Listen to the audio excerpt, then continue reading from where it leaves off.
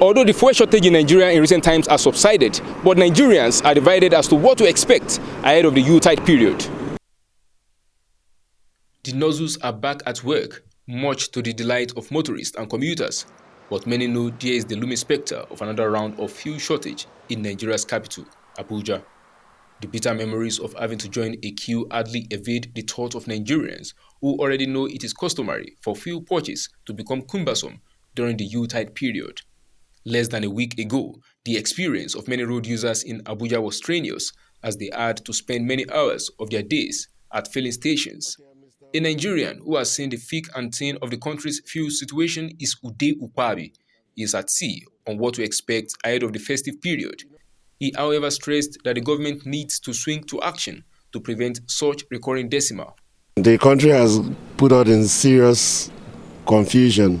We don't know when to have the fuel, when not to have it. For going to a year now, in Abuja, Lagos, we've always been queuing. I don't know, I think in anticipation, if it continues like this, that means it's going to be the worst. The storyline is not entirely different for a petroleum marketer who has traveled across the length and breadth of the country, coordinating transportation of petroleum products. The difficult aspect of this transportation is the access road. From the latest experience of flooding in Kogi State, the major parts of this country that have been linked by major roads, the roads are in terrible shape, they are in terrible conditions. That is the essence of this fuel scarcity. It's not as if there is no product.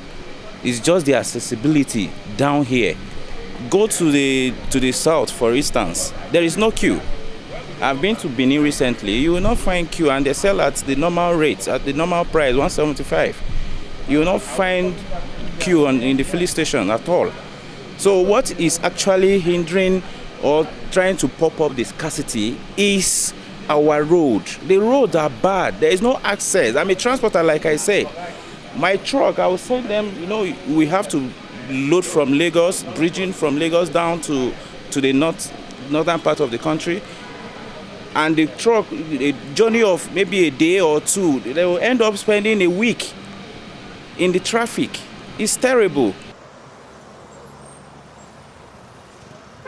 Some commuters whose experience during previous fuel shortages in ember months was grueling are cautious with their optimism, while urging Nigeria's government to be proactive. Every season, Christmas season, they normally bring fuel scarcity. This thing is corruption. For me, it's corruption because it just feeds. You told us that you remove subsidy last year. You pay subsidy, you pay but the marketers are the one controlling the price. So what are you telling us? Say you have paid subsidy about trillions, and still marketers are the one controlling price. So for me, I see it as a fraud.